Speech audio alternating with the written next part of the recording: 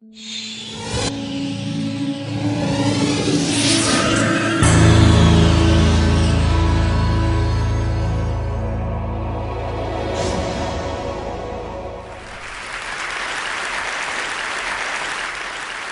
standing in front of you today in all humility, wanting to share with you my journey of the last 6 years in the field of service and education.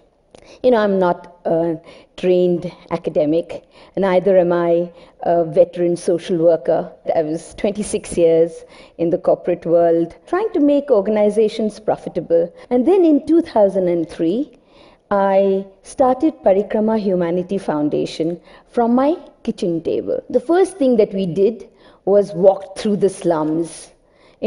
By the way, there are 2 million people in Bangalore who live in 800 slums. We couldn't go to all the slums, but we tried to cover as much as we could. We walked through these slums, identified houses where children would never go to school. We talked to the parents, tried to convince them about sending their children to school. We played with the children and came back home really tired, exhausted, but with images of bright faces, twinkling eyes, and went to sleep.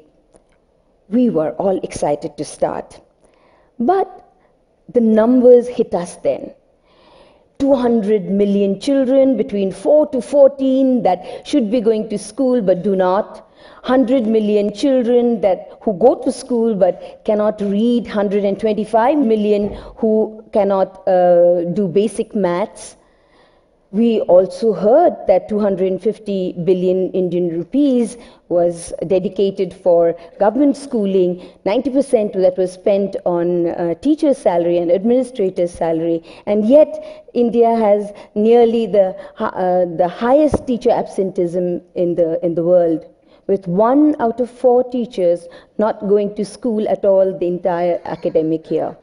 Those numbers were absolutely mind-boggling, overwhelming, and we were constantly asked, when will you start, how many schools will you start, how many children will you get, how are you going to scale, how are you going to replicate.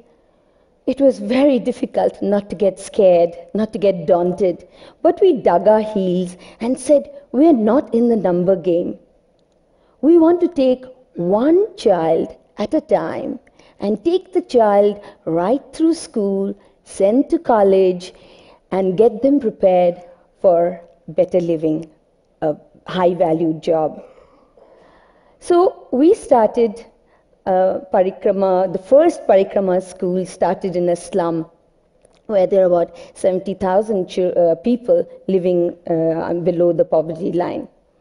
Our first school was on a rooftop of a building inside the slums, a second-story building, only second-story building inside the slums. And that rooftop did not have any ceiling, only half a tin sheet. That was our first school, 165 children.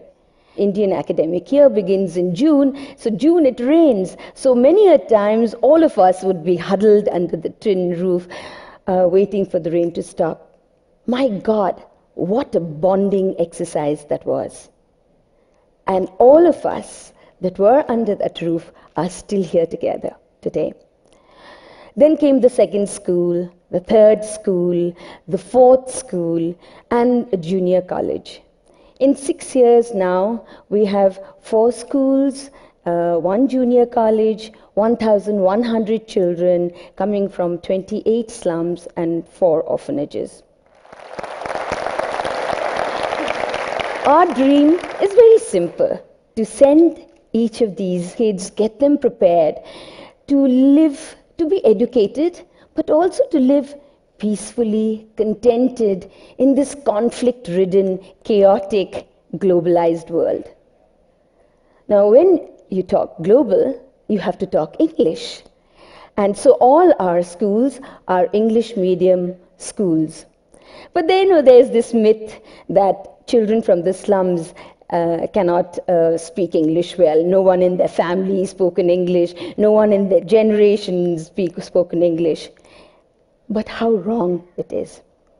I like adventurous books, because, and one of my favorites are like Alfred Hitchcock and the Three Investigators, Hardy Boys, and Harry Potter. All those three are like, although they are like in different contexts, one is like magical, the other two are like investigation.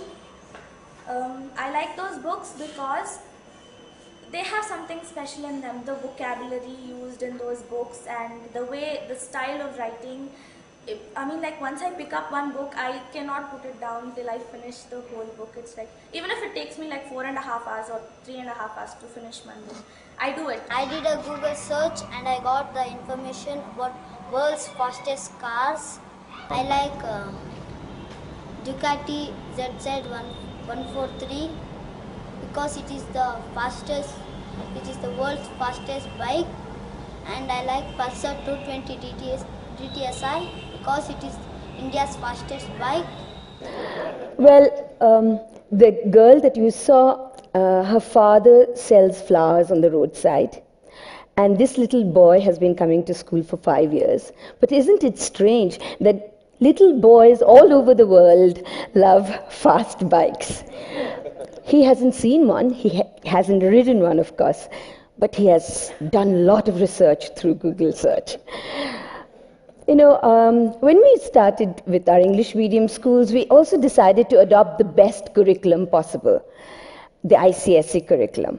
And again, there were people who laughed at me and said, "Don't be crazy, choosing such a tough curriculum for these children, they'll never be able to cope." Not only do our children cope very well, but they excel in it. You should just come across to see how well our children do. There's also this myth that parents from the slums are not interested in their children going to school, they'd much rather put them to work. That's absolute hogwash. All parents all over the world want their children to lead a better life than themselves. But they need to believe that change is possible. Cleaning और खाना पीना और English में बात करना और थोड़ा सा रेस्पेक्ट करना मम्मी डैडी से, ये सब बहुत सीखी है सर बच्ची. ಸ್ಕೂಲ್ಗೆ ಹೋಗೋಕೆ ಮುಂಚೆ ಅವಾಗೆಲ್ಲ ತುಂಬಾ ತೀಟೆ ಮಾಡ್ತಾ ಇದ್ರು, ತುಂಬಾ ಗಲಾಟೆ ಮಾಡ್ತಾ ಇದ್ರು, ಯಾರ ಮಾತು ಇದು ಮಾಡ್ತಾ ಇರಲಿಲ್ಲ. ಆಮೇಲೆ ನಾವು ಹೋಗ್ಬಿಟ್ಟು ಜಗಳಕ್ಕೆ ನಿಂತ್ಕೊಬೇಕಾಗಿತ್ತು. ಇವಾಗ ಆ ಥರ ಏನಿಲ್ಲ, ಮಕ್ಕಳು ತುಂಬಾ ಡೀಸೆಂಟ್ ಆಗಿಬಿಟ್ಟಿದ್ದಾರೆ. ஃபியூச்சரில் நாங்கள் என்ன ஆகணும்னு நாங்கள் கேட்டதுக்கு எங்கள் பசங்க சொல்கிறாங்க, மம்மி நான் ஆர்டிஸ்டாக தான் ஆவேன், இன்னொரு பொண்ணு கேட்டால் நான் டாக்டர் தான் ஆவேன், இன்னொரு பையன் கேட்டால் நான் சாஃப்ட்வேர் இன்ஜினியர் தான் ஆவேன் mummy. We have 80% attendance for all our parents-teachers meeting. Sometimes it's even 100%, much more than many privileged schools. Fathers have started to attend. You know, it's very interesting. When we started our schools, the parents would give thumbprints in the attendance register. Now they have started writing their signature. The children have taught them. It's amazing how much children can teach. We have a few months ago, actually late last year, we had a few mothers who came to us and said, you know, we want to learn how to read and write. Can you teach us? So we started an after school for our parents, for our mothers. We had 25 mothers who came regularly after school to study, and we want to continue with this program and extend it to all other schools. 98% of our fathers are alcoholics. So you can imagine how traumatized and how dysfunctional the houses are where our children come from. We have to send the fathers to de-addiction labs, and when they come back, most times sober, we have to find a job for them so that they don't regress. We have about 3 fathers who have been trained to cook. We have taught them nutrition, hygiene, we have helped them set up their kitchen, and now they are supplying food to all our children. They do a very good job because their children are eating their food, but most importantly, this is the first time that they have got respect and they feel that they are doing something worthwhile. More than 90% of our non-teaching staff are all parents and extended families. We've started many programs just to make sure that the child comes to school. Vocational skill program for the older siblings so the younger ones are not stopped from coming to school. There's also this myth that children from the slums cannot integrate with mainstream. Take a look at this little girl who was one of the 28 children from all privileged schools, best schools in the country, that was selected for the Duke University Talent Identification Program and was sent to IIM Ahmedabad. UTIP IIMA camp, whenever we say that IIMA, it was such a pride for us to go into that camp itself, and we went there. Everybody were very friendly, especially I got a lot of friends, and I felt that my English has improved a lot going there and chatting with friends and all those. There, we met children who are with different standard and all those, different mindset, a totally different society. And I mingled with almost with everyone. They were very friendly. I had very good friends there who are from Delhi, who are from Mumbai. Even now we are in touch through Facebook. After this Ahmedabad trip, I've been totally different, mingling with people and all those. Before that, I wasn't. I feel I wasn't like this. I don't even mingle. I don't start speaking with someone so quickly. And my accent with English and all those improved a lot. And I learned football, volleyball, frisbee. Lots of games. And I wouldn't want to go to Bangalore. Let me stay here. Such a beautiful food. I enjoyed eating food. It is so beautiful. I enjoyed eating food. Like bearer will come and ask me, "Yes, ma'am, what you want?" It is so good to hear.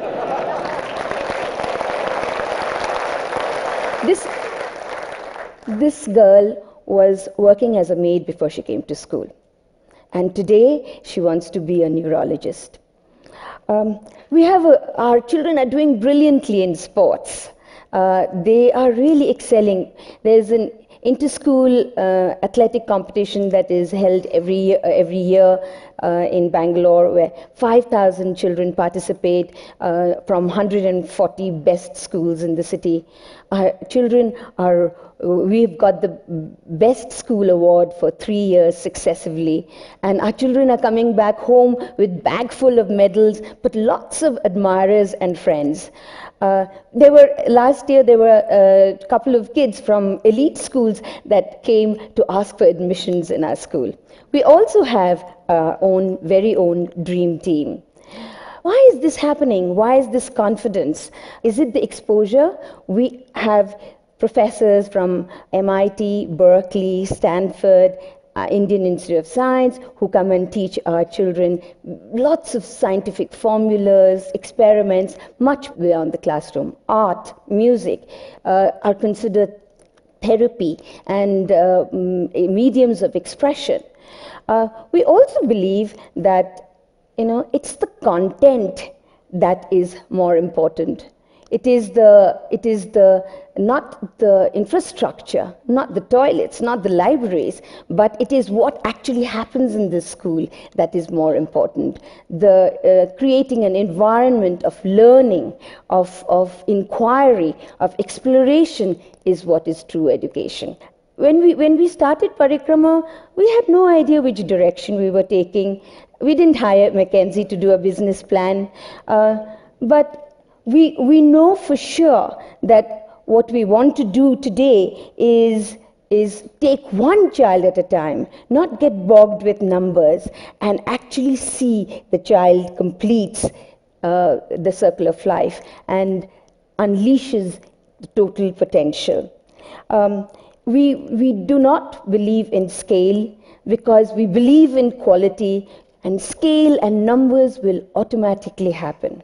We have corporates that have stood behind us, and we are able to now open more schools, but we began with the idea of one child at a time. This is 5-year-old Parusharam. He was begging by a bus stop a few years ago, got picked up and is now in an orphanage, has been coming to school for the last 4.5 months. He is in kindergarten. He has learned how to speak English. We have a model by which kids can speak English and understand English in 3 months' time. I can tell you stories in English of the thirsty crow, of the crocodile, and of the giraffe. And if you ask him what he likes to do, he will say, I like sleeping, I like eating, I like playing. And if you ask him what he wants to do, he will say, I want to horsing. Now, horsing is going for a horse ride. So, Parish comes to my office every day. He comes for a tummy rub because he believes that will give me luck. When I started Parikrama, I began with a great deal of arrogance of transforming the world. But today, I have been transformed. I have been changed with my children. I have learned so much from them: love, compassion, imagination, and such creativity. Parashram is Parikrama, with a simple beginning, but a long way to go. I promise you, Parashuram will speak in the TED conference a few years from now. Thank you.